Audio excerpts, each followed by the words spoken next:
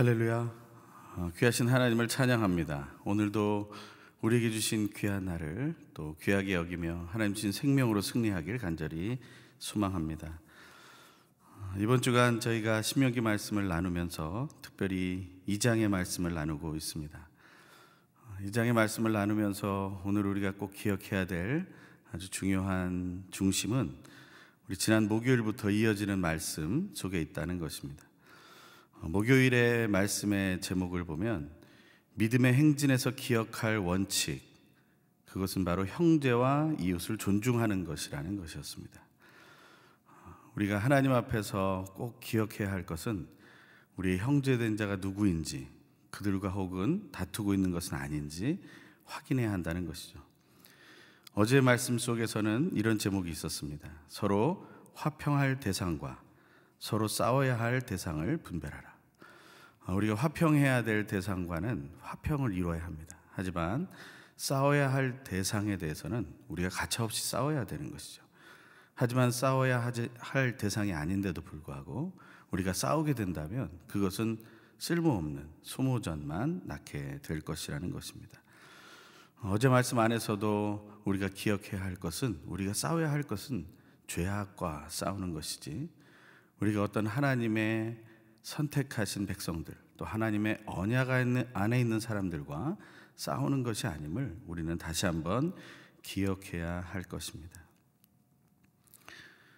요즘 우리는 코로나19라는 바이러스의 이름으로 시작을 해서 코로나19 사태라는 말로, 또 이제는 재난이라는 말까지 가고 있습니다. 이제는 한 사람, 한 지역의 문제가 아니라 이제는 전 세계의 문제가 되어버렸습니다. 이렇게 전염력이 강하고 사람들에게 두려움을 가져다주는 이러한 상황들이 아주 짧은 순간 속에서 이루어지고 있다는 것입니다. 그래서 모든 사람들, 거의 모든 사람들은 이것에 대한 두려움을 가지게 되었고, 내가 혹시 옮길까 혹은 내가 또한 전염당할까 해서 괴로워하고 힘들어하고 있다는 것입니다. 특별히 육체의 연약함을 가지고 있는 사람들은 더더욱이 그런 어려움을 가지게 되었다. 요즘은 코로나 블루라는 말이 또 있으면서 우리의 마음이 또 힘들어지고 어려워지는 것에 대한 문제를 얘기하고 있습니다. 그것을 우리는 어떻게 대해야 합니까? 그것은 또한 예배의 문제로 또 이어지고 있습니다. 함께 모여 예배하지 못하는 상황 속에서 우리의 예배가 멈춰져 있는 것 같은 생각을 하게 된다는 것입니다. 우리가 영상으로 만나고 또 나누기 위해서 애를 쓰고 있으나 함께 예배하던 그 습관, 그 중요한 것을 지금 깨닫고 있다는 것입니다. 물론 가정 예배 안에서 회복을 체험하고 또한 새로운 관계들의 또 회복을 우리가 경험하고 있다고 하지만 그것만으로는 부족한 것이 사실입니다. 그것을 따져보면 우리는 영과 마음과 몸, 우리의 삶의 모든 순간, 다시 말하면 인격의 총체적인 문제가 생겼다라는 것입니다. 이러한 문제 속에서 우리가 소망할 것은 우리가 찬양한 것처럼 모든 질병으로부터 자유케 해달라는 고백이 나오는 것이죠. 우리의 육체의 질병으로부터 자유롭게 해주십시오. 우리의 마음의 질병으로부터 자유롭게 해주십시오. 우리의 영의 질병으로부터 자유케 하여 주시옵소서. 다시 말해서 우리가 싸워야 할 대상들이 명확하게 있다라는 것입니다. 전 세계는 지금 코로나19와 싸우고 있다고 말하고 있습니다. 하지만 오늘 우리가 읽은 이 본문의 이스라엘은 누구와 싸우게 됩니까? 지나오는 모든 길에서 하나님은 싸우지 말라고 했습니다. 에서와 에돔 족속과 했던 약속이 있습니다. 하나님은 롯과 했던 약속이 있습니다. 그 자손으로 난 모압과 암몬을 그래서 대적하지 말고 그냥 지나치라고 말씀하십니다.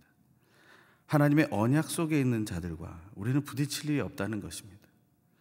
물론 그 안에는 많은 감정이 있을 것이고 그 안에는 많은 고통이 있을 것이며 그 안에는 많은 생각이 있을 것입니다. 하지만 하나님은 건드리지 말라고 말씀하시는 것입니다. 하지만 우리는 그것을 자꾸 어길 때가 많습니다. 하나님의 말씀을 알면서도 우리는 믿는 사람, 같은 언약 안에 있는 사람들끼리 부딪히게 되고 또한 서로에 대해서 판단하고 정죄하게 됩니다. 서로를 의심하고 또한 폄하하게 됩니다. 그런 상황 속에서 우리는 쓸데없는 소모전을 하게 된다는 것입니다. 예수 그리스도께서 이 땅에서 십자가를 지시기 전에 마지막으로 주셨던 세 계명은 바로 서로 사랑하라는 것이었어요. 그것은 우리가 하고 하지 않는 것의 문제가 아니라 십계명의 계명을 꼭 지켜야 됐던 것처럼 선악을 알게 하는 나무의 열매를 먹지 말라는 하나님의 명령을 순종해야 했던 것처럼 서로 사랑하라는 것은 우리의 기호가 아니라 우리의 해야 할 사명이었다라는 것입니다. 그렇다면 사탄은 무엇을 가지고 우리를 힘들게 하겠습니까? 그 서로 사랑의 계명을 지키지 못하도록 우리를 반목하게 하고 질투하게 하고 우리를 의심하게 하며 우리를 불안하게 해서 서로 사랑이라는 것을 하지 못하게 된다는 것입니다. 코로나19 이 재난을 이겨내는 하나의 따뜻한 소식들은 무엇입니까? 그것은 서로 사랑하는 것입니다. 의무감으로가 아니라 돈이 많아서가 아니라 진정한 사랑을 드러내 보이는 그 자리가 감동이 있는 것입니다. 그 현장으로 달려가지 못하고 그 재난받은 속으로 들어가지 못하는 우리의 모습이 사실 부끄러울 뿐이라는 것이죠. 그것을 생각한다면 우리는 하나님 앞에서 다시 한번 나는 서로 사랑의 계명을 잘 지키고 있는가라는 것을 기억해야 한다는 것입니다. 오늘 본문은 이렇게 시작합니다. 26절의 말씀입니다. 내가 그대못 광야에서 헤스본 왕 시온에게 사자들을 보내 화평을 요청했다. 지금 이스라엘 백성은 점점 북쪽으로 올라가고 있습니다. 이 그대못 광야라는 지역은 사해 동쪽입니다. 모압의 위쪽으로 올라가고 있습니다. 하지만 이곳으로부터 하나님은 오늘 우리가 읽은 말씀처럼 전쟁을 선포하시게 됩니다. 원래는 요단을 건너서면서부터 전쟁을 하는 것이 맞는데 하나님은 지금부터 전쟁을 하게 하십니다.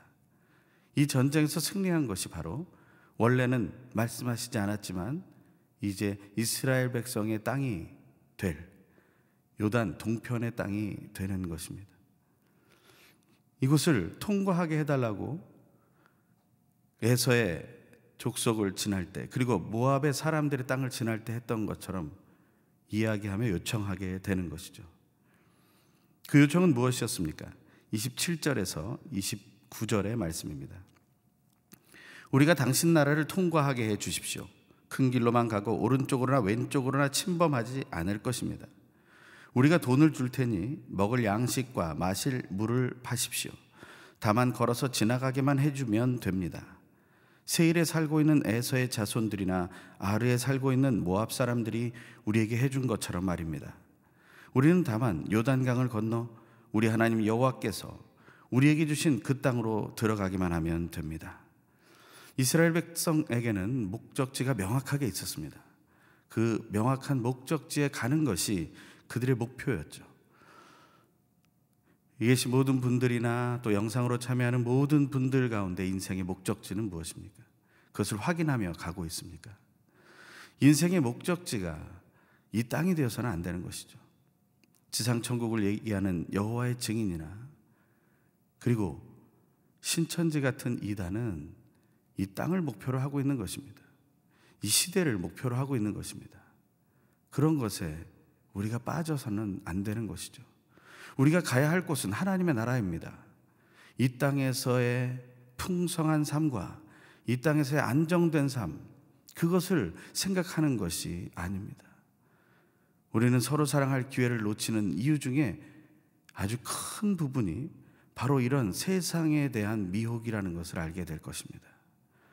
우리가 먹고 살아야 한다는 것, 그리고 우리가 조금 더 여유 있게 살아야 한다는 것, 나도 누리면서 살고 싶다라는 그 욕심들이 우리로 하여금 그러한 문제들을 이겨나지 못하게 한다는 것입니다. 하나님 안에서 믿음의 삶을 살아간다는 것은 우리의 목적지를 명확하게 하며 목적지에 가기 위해 하나님이 허락하신 방법을 사용해야 한다는 것입니다. 하나님은 화평의 방법을 사용하라고 하십니다. 사도 바울도 로마서에서 얘기하죠. 할 수 있거든 모든 사람과 화평해야 한다고 얘기합니다. 하지만 우리는 담을 쌓고 있습니다. 내가 편한 사람, 내가 필요로 하는 사람, 내가 관심 있는 사람들을 제한합니다. 왜냐하면 내가 모든 사람을 사랑하려면 힘들기 때문에 그렇습니다. 예수의 십자가는 쉬운 것이 아닙니다. 하나님의 사람으로 예수 그리스도의 증인으로 살아간다는 것은 간단한 일이 아니라는 것입니다. 우리가 결단하고 예수를 믿는 자로 서기로 소망하며 우리의 구원자로 영접하고 세례를 받았다면, 또 우리가 믿음의 사람들의 길을 걸어가고 있다면 우리는 힘들고 어려운 선택을 하는 그런 지혜와 그런 훈련을 감당해야 하는 것입니다. 이스라엘 백성들은 충분히 싸울 능력이 있습니다. 이제는 처음 출애굽해서 하나님께 불순종하다가 헤매게 되었던 그 사람들이 남아있지 않습니다. 모든 사람들이 다 죽었습니다. 이제는 온전한 순종을 체험하고 있는 그 다음 세대가 집중하여 걸어가고 있는 것입니다. 하나님은 그 군대를 보고 계시고 그 하나 된 군대에 대해서 힘을 더해주고 계시는 것입니다. 하나님의 말씀의 힘은 바로 거기서 나옵니다. 의심하는 자에게 있지 않습니다. 불안해하는 자에게 있지 않습니다. 자기의 인생의 방식, 세상의 지식에 빠져 있는 자에게 하나님의 능력은 임하지 않습니다. 진정 하나님의 능력은 하나님의 말씀을 의심 0%, 믿음 100%로 받아들이는 자에게만 있다는 것입니다. 내 머리가 하나님의 말씀을 분별할 수 있게 된다면 우리가 하나님이 되는 것이겠죠. 하지만 우리는 하나님이 아닙니다.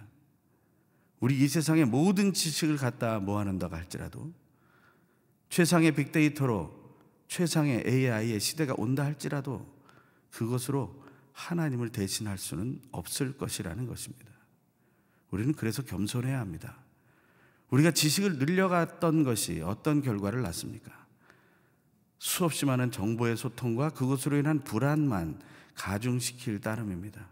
수많은 석학들이 지금도 코로나19의 해결책을 얻기 위해서 너무나 골몰하고 있을 것입니다.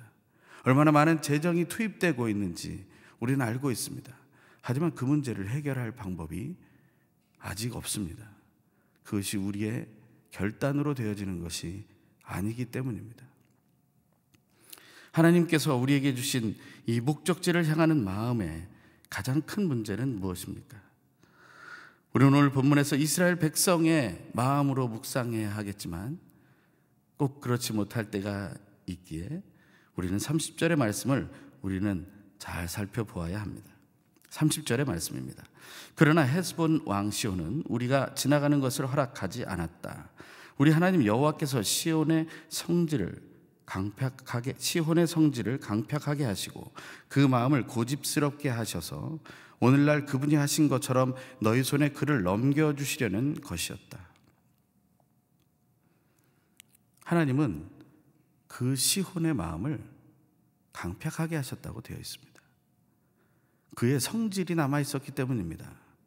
자기의 성질대로 하나님을 믿을 수 없습니다. 내 성질대로 예수를 따를 수 없습니다. 우리는 예수의 마음을 품어야 합니다. 예수의 어떤 부분적인 괜찮은 마음을 품는 것이 아니라 그 예수의 마음을 온전히 품어야 한다는 것입니다. 나는 마음이 온유하고 겸손하니라는 예수의 말씀을 기억해야 합니다. 그 말씀을 기억한다면 우리는 날마다 스스로에게 질문해야 합니다.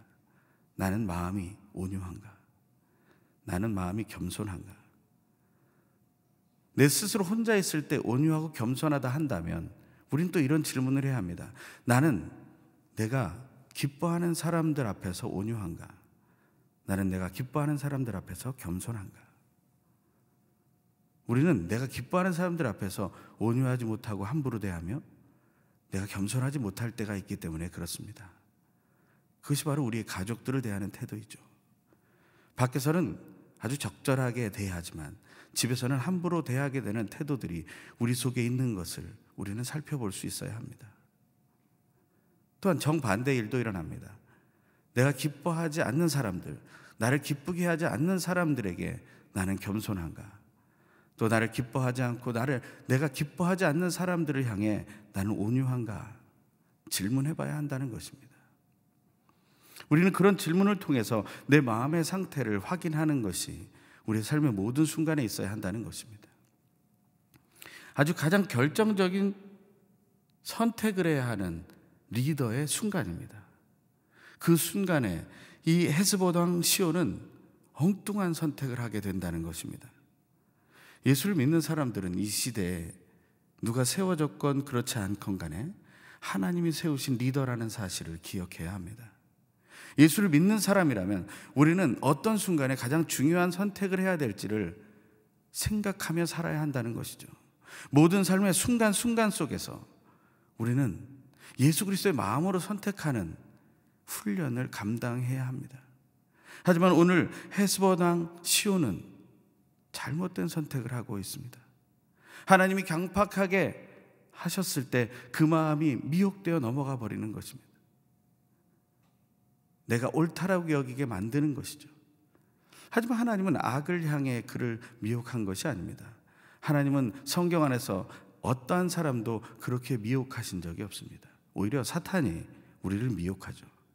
하나님은 정확하게 그의 중심을 보십니다. 그 중심이 얼마나 많이 치우쳐져 있는지를 확인한다는 것입니다.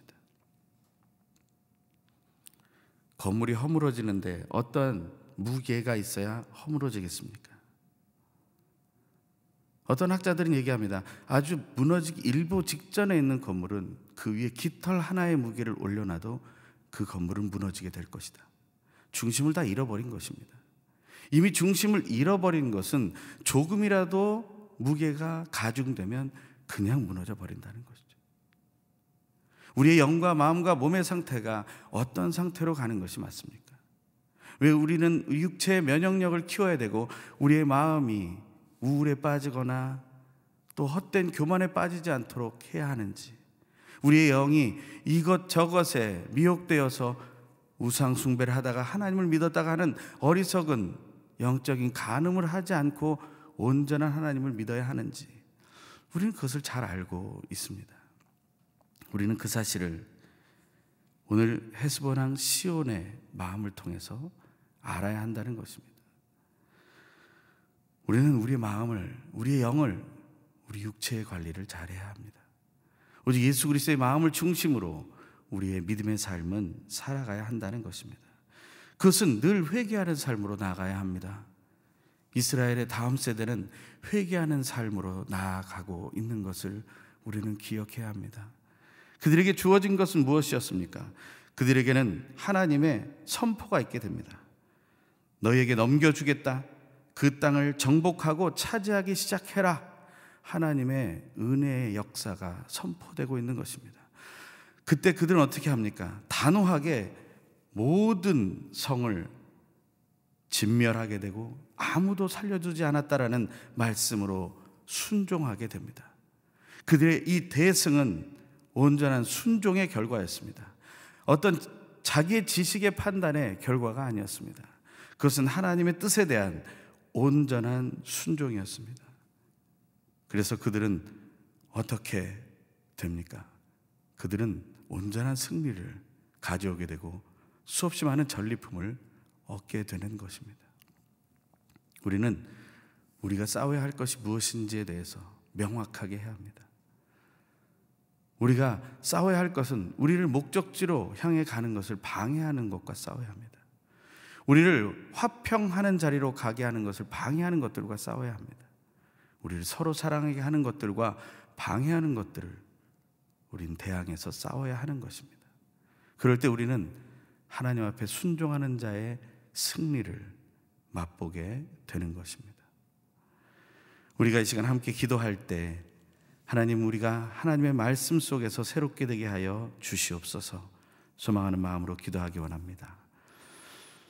할렐루야. 하나님, 오늘도 하나님의 뜻 안에서 서기 원합니다. 우리를 믿음의 행진의 자리로 인도해 주셔서 감사를 드립니다. 우리가 기억해야 할 것은 우리의 형제와 이웃을 존중하는 것입니다. 함께 예수를 그리스도로 영접한 사람들을 우리는 존중하게 하여 주시옵소서. 나의 기호나 나의 판단, 하나님, 나에게 행한 어떤 모습 때문에 존중하거나 함부로 대하거나를 결정하지 말게 해주십시오. 모든 이가 하나님의 손안에 있는 것을 기억하며 우리는 서로 존중하는 훈련으로 순종하게 하여 주시옵소서. 그래서 우리가 화평해야 할 대상과 싸우지 않으며 싸워야 할 대상, 바로 죄악과는 싸워내는 믿음의 삶을 분별하여 살게 하여 주시옵소서. 그래서 하나님의 순종의 백성을 통해서 악을 진멸해 나가시는 것을 우리 스스로가 보게 하시고, 우리가 싸워야 할 죄악과 사탄의 미혹들에 대해서 단호한 믿음의 승리를 맛보게 도와 주시옵소서.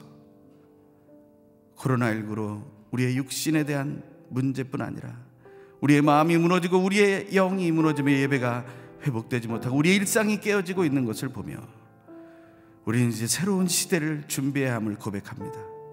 새로운 시대는 인류가 만들어내는 것이 아니라 하나님께서 우리에게 이미 허락하셨음을 확신하고 하나님 나라로 달려가는 믿음의 선택을 행하게 하여 주시옵소서.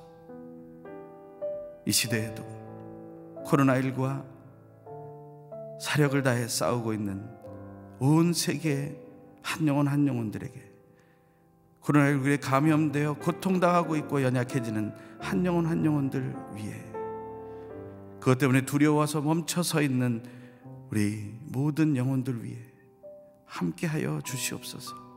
사랑하여 주시옵소서. 이 교회가 우리 그리스도인들이 먼저 사랑함으로 나아가게 하여 주시고 우리가 그 일을 감당할 수 있도록 우리의 영과 마음과 몸이 정결케 하여 주시옵소서. 우리의 모든 기도에 응답하실 하나님을 찬양합니다.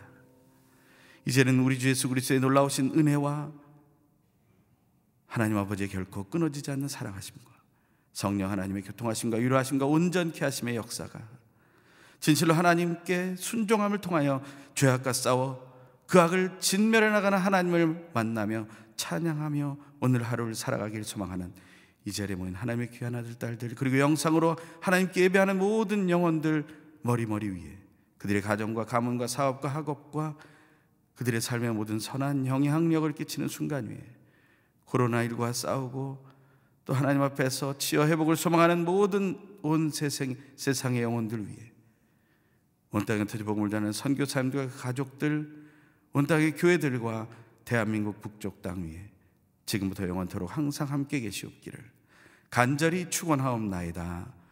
아멘.